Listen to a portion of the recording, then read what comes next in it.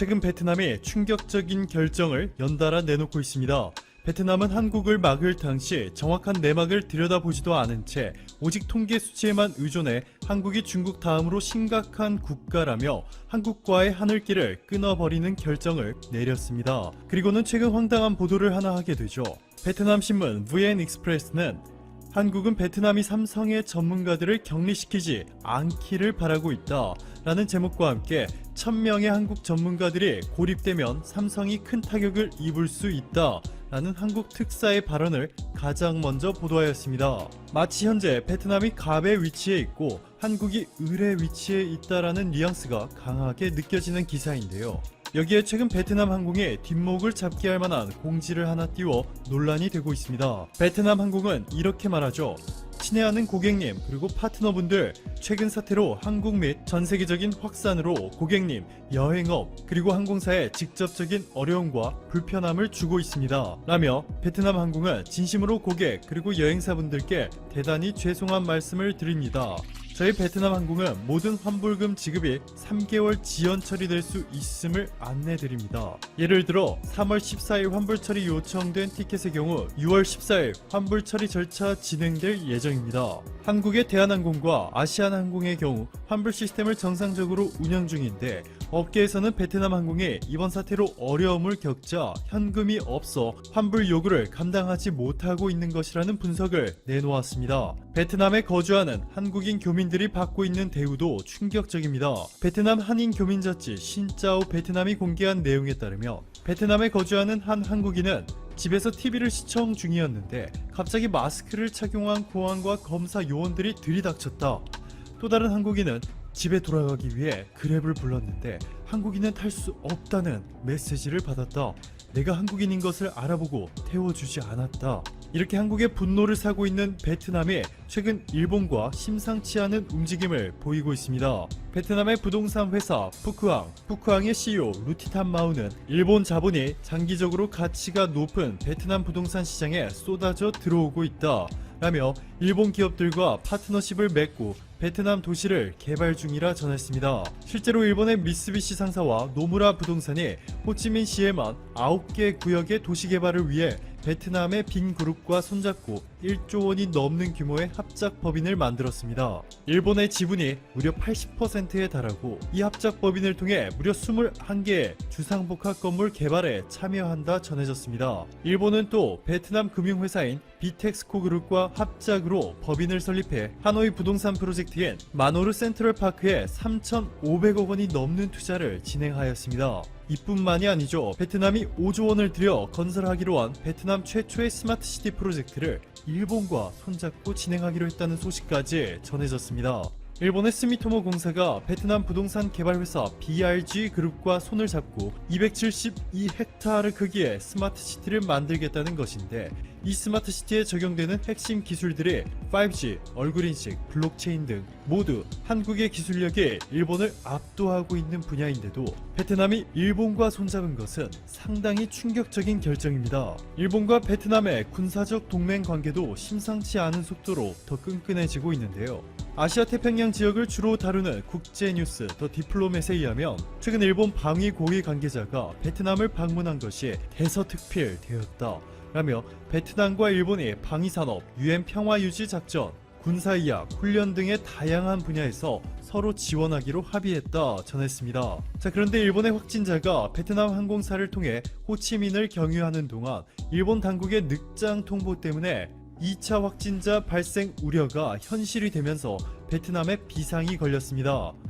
상황이 심각해지자 이제야 베트남이 한국에 다시 도움을 요청하고 있는 황당한 태도 변화를 보이고 있습니다. 분명히 지난달에 베트남은 베트남 하노이 기술대학교가 70분 만에 진단이 가능한 진단키트를 개발하는 데 성공했다며 쉬지 않고 자랑하기 바빴는데 베트남이 한국의 진단키트를 수입하고 있었다는 충격적인 소식이 전해졌습니다. KBS의 보도에 따르면 한국의 중소기업 솔젠트가 샘플 채취부터 분석, 진단까지 모두 2시간 안에 가능한 진단키트를 개발하는 데 성공했고 한국과 유럽에서까지 긴급 사용 승인을 받은 것으로 전해졌는데요. 이를 이미 중국과 베트남에서 대량으로 구매한 것으로 밝혀졌습니다. 그리고는 최근 180명의 삼성 직원들에 대한 베트남 입국을 허용한 데 이어서 LG 직원 200명에게도 비자를 예외적으로 허가해 준 것으로 전해졌습니다. 베트남 현지 미디어 VN익스프레스는 세계 최대 스마트폰 제조업체인 삼성은 베트남에서 16만 명의 직원을 고용하고 있는 최대 외국인 투자자다 라 보도하였습니다. 베트남은 삼성의 베트남 GDP의 4분의 1을 차지하고 있다는 것을 정확하게 인지하고 있는 것이 분명해 보이지만 한국이라는 나라를 자신들의 소중한 파트너로 생각하고 있다고 보기는 어려운 조치들을 취하고 있습니다. 지난해 베트남을 찾은 외국인 관광객은 1,800만 명, 1위가 중국 580만 명, 2위가 한국 430만 명, 3위가 일본으로 95만 명 순이었는데요. 베트남에서 1인당 지출한 규모는 중국이 99만원, 한국은 132만원으로 실제로 베트남의 관광산업은 한국인 관광객에 절대적으로 의존하고 있었습니다. 한국의 대기업들 뿐만 아니라 모든 한국인들이 베트남으로부터 지금과 같은 대우를 받는다는 것 자체가 상식적으로 이해가 되지 않는 상황입니다. 오늘도 감사합니다. 최고로 사랑이 가득한 하루 보내시길 바랄게요. 한국은 정말 힘든 상황에서 어떻게 민주주의를 해야 하는지 여실히 보여주었다. 자, 이제 우리가 배울 시간이다. 그리고 우리가 보여줘야 한다. 지난 16일 워싱턴 포스트지에서 한국이 선거를 하면서 공중보건을 동시에 지키는 방법을 세계에 보여줬다며 한 말입니다. 이후 초 한국의 감염병이 강타했지만 4, 5, 15일 선거를 연기하는 대신 국가는 개인 투표를 안전하게 만드는 데 집중했다고 했습니다. 한국 정부가 유권자의 안전을 보호하는 것과 확진자나 자가 격리자들까지도 투표할 수 있게 했다며 한국의 선거를 높게 평가했습니다. 이러한 한국의 시스템의 시행으로 유권자의 66% 이상이 투표해 지난 20년 동안 가장 높은 투표율을 기록했다고 했습니다. 여기서 미국도 용기를 얻어야 하며 지금부터 한국처럼 준비한다면 11월 선거를 연기할 이유가 없다고 했습니다. 최근 감염병의 전 세계적인 대유행으로 인해 세계 47개국이 각종 선거를 미뤘습니다. 이 때문에 외신들은 한국이 이 와중에 유일하게 선거를 치르는 모습을 주목하며 부러움을 나타냈습니다.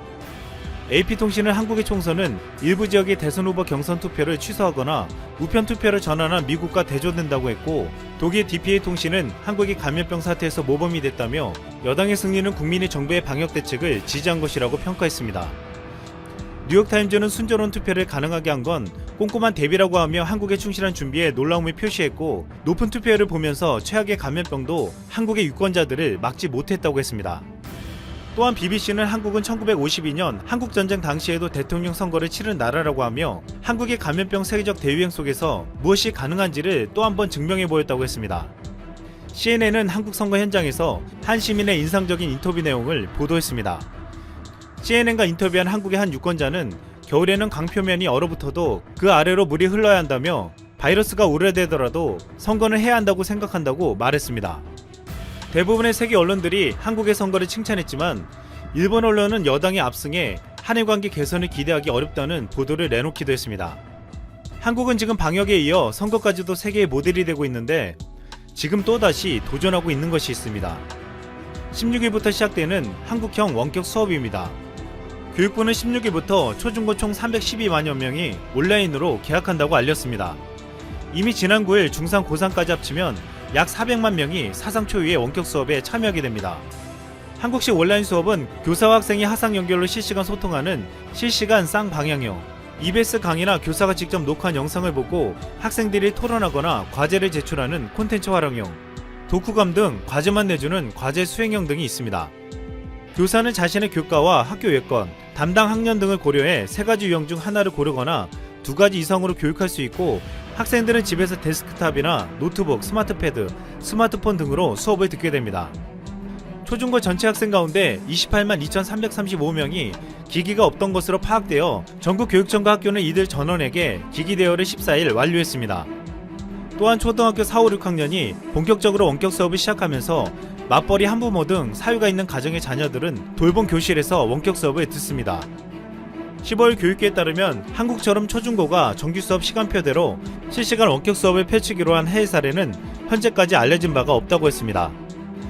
모든 학교 문을 이달 29일까지 닫기로 한 미국 뉴욕주는 원격 수업을 시행하고 있지만 학습 자료나 과제를 제공하는데 그치고 있습니다.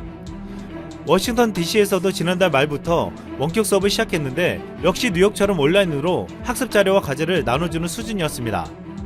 온라인 화상 및 실시간 전화 수업은 장애 학생 등 취약 계층에게만 부분적으로 이루어지고 있습니다. 로스앤젤레스는 4월 초에 원격 수업을 도입했으나 고교생의 10% 이상, 초등학생의 40% 이상이 수업에 접속하지 못했습니다. 이 때문에 LA는 공영방송을 통해 교육 콘텐츠를 가정에 송출하고 있고 네트워크 환경 때문에 실시간 수업은 하지 않기로 했습니다. 학교가 무기한 휴업 중인 프랑스도 원격 수업을 시작했지만 미국처럼 강의 영상과 학습 자료를 제공하는 방식을 위주로 하고 있습니다. 프랑스에서는 원격 수업을 시작한 지 2주가 넘은 3월 말까지도 10% 가까운 학생이 원격 수업에 제대로 접속하지 못했습니다. 학교를 정상 개학했다가 확진자가 급증하자 다시 학교 휴업에 돌입한 싱가포르도 학습 자료를 주고받는 수준의 원격 수업만 급하게 시작했습니다. 우리나라처럼 학년 학교급별 순차적 개학을 준비 중인 중국은 원격 수업도 우리처럼 쌍방향 단방향으로 병행할 방침이지만 중국 당국 차원에서 취약계층에 스마트 기기를 지원할 계획을 발표하지 않아서 각 가정에서 알아서 기기를 구해야 하는 상황입니다. 그런데 일본은 일부 학교에서만 개별적으로 원격 수업을 시범 도입했는데 전 세계에서 최초로 시도하는 방식으로 주목받았습니다. 지난 13일 일본 미에현 스즈카시의 한 초등학교 개학식은 놀라운 장면을 보여주었습니다. 온라인 수업이었는데 학생들은 교실에 모여있고 교사만 영상에 나와 수업을 하는 모습이었습니다. 이 사진을 보고 네티즌들은 가짜뉴스가 아니냐는 말이 나왔지만 확인해보니 사실이었습니다. 이 지역의 17개 학교가 각 교실에서 프로젝터로 수업을 진행하며 교사만 집에서 수업을 송출하는 온라인 수업을 실시했습니다. 해외 네티즌들은 하나같이 어이가 없다는 반응이었는데 일본은 감염의 위험을 막기 위해 교실 창문을 열어 환기하는 대책이 취해지고 있다는 황당한 답변을 내놓았습니다. 지금 전 세계에서 대한민국은 원격 수업을 정규 수업으로 운영하는 한국식 온라인 수업을 최초로 시도하고 있습니다. 서울의 한 중학교 교장은 한국만이 제대로 된 온라인 수업을 할 수 있는 이유를 이렇게 말했습니다. 우리나라가 IT 강국이라 컴퓨터와 스마트폰 보급률이 높고 IT 인프라도 잘 깔려 있어서 전면 원격 수업이 가능했습니다. 한국은 감염병의 위기 속에 방역과 선거, 이제는 온라인 수업까지 새로운 모델을 만들어가고 있습니다.